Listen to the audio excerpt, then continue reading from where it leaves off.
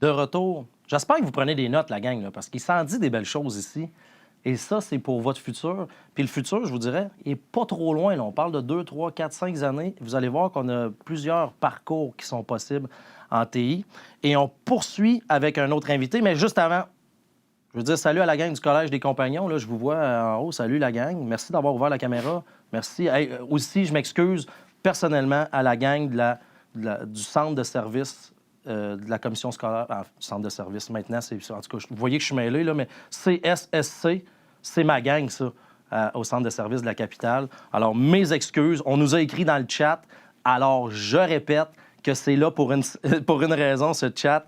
N'hésitez pas à poser des questions. On ira voir mon ami Louis-André tout à l'heure si vous avez des questions. On a quand même une période de 2 minutes là, qui vous est accordée pour répondre à vos questions. Donc, vous n'hésitez pas. Et Luc, peut-être de la commission scolaire aussi. Luc Grandisson, tu peux ouvrir ta caméra. La polyvalente de Charlesbourg, on vous voit. Salut la gang. Sylvain, Jason, Karine. Allez, on ouvre les caméras. On veut vous voir. Maintenant, prochain invité. On passe de Meta, Facebook, WhatsApp, Instagram à rien de moins que Amazon. Attention, mesdames et messieurs, on s'en va rejoindre notre prochain invité, Jérémy Vézina. Salut, Jérémy. Allô? Jérémy, Amazon, là, écoute, moi déjà, je suis impressionné. Je me rappelle d'Amazon, j'ai déjà commandé un livre sur Amazon. Pour ceux qui connaissent la petite histoire d'Amazon. On n'en est pas là aujourd'hui. Jérémy, je te laisse quelques instants pour te présenter et dis-nous aussi, que fais-tu chez Amazon? Moi, c'est Jérémy, enchanté. Dans le fond, moi, j'ai étudié au Cégep de Sainte-Foy. Puis j'ai gradué il y a à peu près 2 ans. Puis ma première job à temps plein, c'était chez Amazon.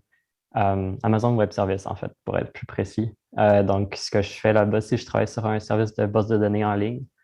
Ouais, on a des utilisateurs, on a vraiment beaucoup d'utilisateurs. On a des grosses compagnies comme, mettons, Samsung ou BBC, que je pense que vous connaissez probablement, qui utilisent notre service.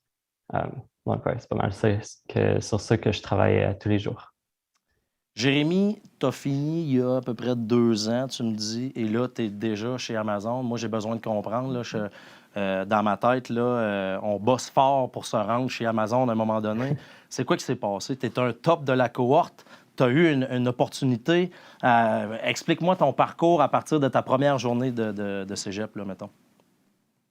Euh, En fait, moi, au secondaire, je pensais à étudier en musique. Je pensais pas étudier en programmation. Donc, ça a été un peu un coup de chance que j'ai tombé sur la programmation. Mais ça turns out que j'ai vraiment aimé ça. Euh, Pourquoi j'ai tombé sur Amazon? En fait, ça a été un peu un coup de chance. Je me cherchais un stage. J'ai trouvé des offres d'emploi dans des grosses compagnies qui m'intéressaient. Puis j'ai juste envoyé, j'ai essayé, j'ai tenté ma chance. Euh, Finalement, j'ai eu des entrevues. Les entrevues chez Amazon, ça dure à peu près 3 à 6 mois. Ça prend quand même du temps. Puis j'ai eu une offre pas comme stage, mais en fait comme à temps plein pour quand j'allais graduer. Ça m'intéresse. La dernière entrevue que j'ai passée, elle a duré plus 30 minutes que 3 mois. Dis-moi, ça ressemble à quoi, Jérémy, chez Amazon? Parce que là, je retiens 2 choses dans ta dernière intervention. D'abord, j'ai osé. Hein, il y avait une opportunité, mais tu l'as saisie aussi. Et là, 3 à 6 mois d'entrevue, ça ressemble à quoi, un processus d'embauche chez Amazon? Ouais, dans le fond, souvent, ça dépend des niveaux. Moi, j'ai appliqué en tant que nouveau gradué, donc le processus est encore plus simple que pour les gens qui ont de l'expérience. Euh, mais pour moi, ça ressemblait, il y avait 2 entrevues où c'était du code en ligne, puis une entrevue où c'était plus qu'est-ce qu'on ferait dans certaines situations. Puis ensuite, c'est une entrevue plus pour discuter avec une personne de la compagnie sur le day-to-day de la job en tant que tel. OK. Ça, c'est le processus d'embauche. Mais avant d'être embauché dans une entreprise comme Amazon, tu as été un étudiant. Quel genre d'étudiant tu es et quel truc ou quelle astuce tu mets en place pour éventuellement te donner un petit peu plus de corde à ton arc que les étudiants alentour de toi? Ouais, dans le fond, je pense ce qui m'a beaucoup aidé, c'est que j'ai travaillé pendant mes études en tant que programmeur étudiant au gouvernement. Euh, j'ai commencé, dans le fond, 1 an après avoir commencé le cégep. Fait que j'ai travaillé là pendant 2 ans à peu près. Et ça m'a vraiment aidé autant au niveau de mes études qu'après pour appliquer ailleurs, parce que ce ce qu'on voyait dans mes études, je l'appliquais directement à ma job.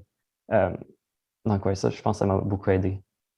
Donc, toi, tu avais l'opportunité comme d'imprimer là, dans ta mémoire ce que tu voyais en classe, mais au quotidien, donc directement pendant ton cheminement scolaire. Fait que ça, tu me dis que ça t'a particulièrement aidé. Donc, même pour un élève qui n'aurait pas terminé son cheminement scolaire, on peut trouver des opportunités d'emploi en TI avant d'avoir terminé, right?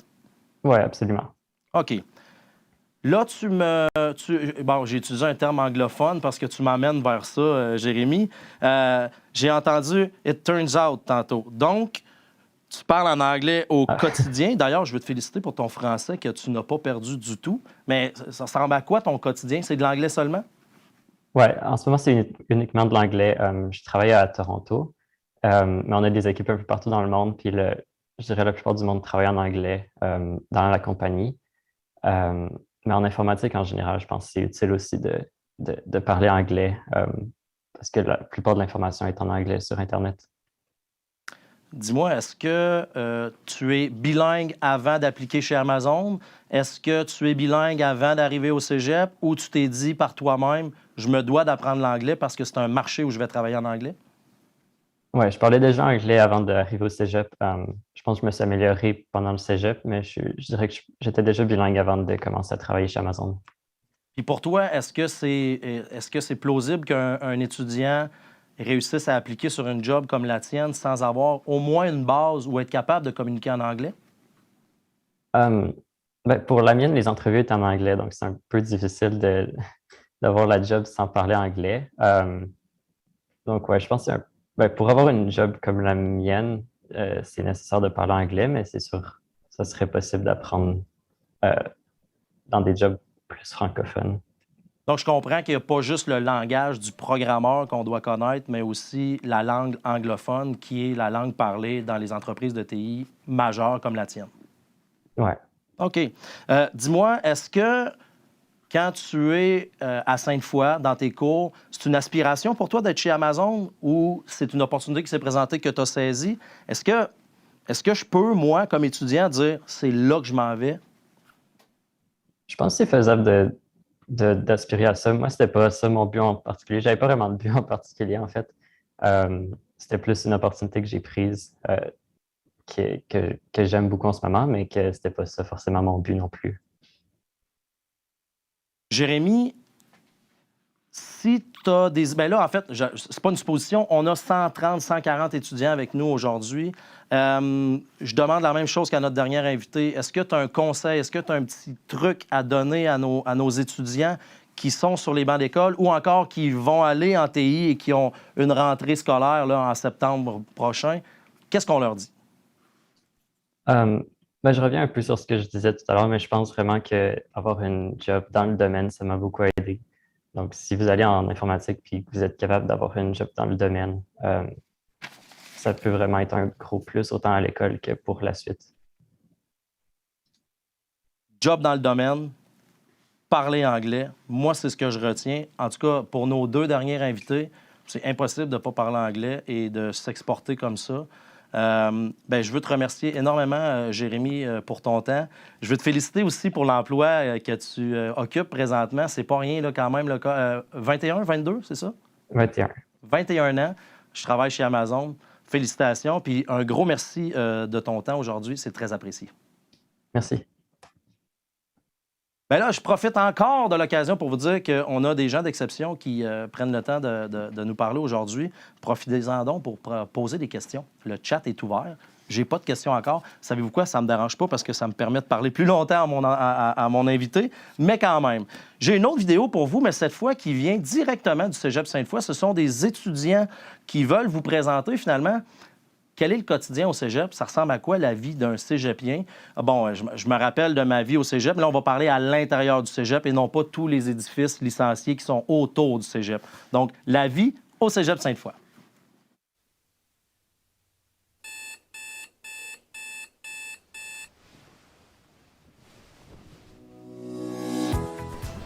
Donc aujourd'hui, je commence 1 heure en philo. Ensuite, je vais avoir une pause de 1 heure pour aller à la cafétéria dîner. Ensuite, j'ai 2 heures de français, puis ma journée se finit avec un cours de 3 heures en entrepreneuriat. Comme les pauses au cégep, des fois, ils peuvent être plus longues que comme 10 minutes comme au secondaire. On a plus de liberté pour sortir du cégep ou juste aller à la bibliothèque, aller prendre un café avec des amis.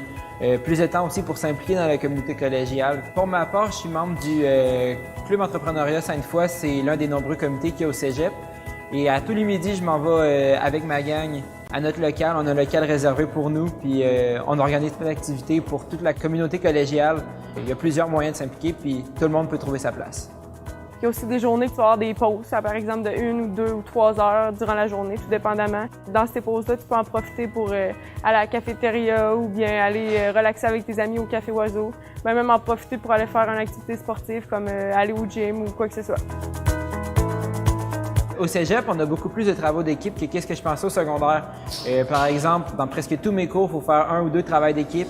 Ça nous permet justement de nous faire des amis rapidement au cégep. On a beaucoup de choix de cours, que ce soit pour les cours d'éducation physique, les cours complémentaires. Donc, vraiment, notre cheminement est adapté selon nos goûts. Puis avec notre choix de programme aussi, ça l'aide. Fait que le cégep est vraiment plus le fun pour ça. Il y a aussi plusieurs façons de s'impliquer au cégep. Il y a plusieurs équipes sportives comme basket, volley, hockey. Il y en a vraiment une multitude. Comme moi, par exemple, je fais partie des dynamiques du cégep de Sainte-Foy au volleyball. Puis, veut pas, dans le sport, c'est là qu'on se crée les plus belles amitiés. Parce qu'on est vraiment avec eux à tous les jours, puis on va travailler avec eux, on va vraiment se dépasser avec eux. Puis ça me permet vraiment de faire partie de la grande famille des dynamiques, puis de nous donner un sentiment d'appartenance envers le cégep. Donc finalement, le cégep, c'est vraiment une expérience qui est enrichissante. Ça nous permet de devenir plus mature, d'avoir une belle autonomie. Et en même temps, la transition entre le cégep et le secondaire, oui, c'est différent, mais ça se fait de manière douce, c'est facile de s'adapter. On a vraiment l'opportunité d'être nous-mêmes, on fait des activités qu'on aime, puis on va aussi à des cours qui nous passionnent. C'est vraiment plaisant.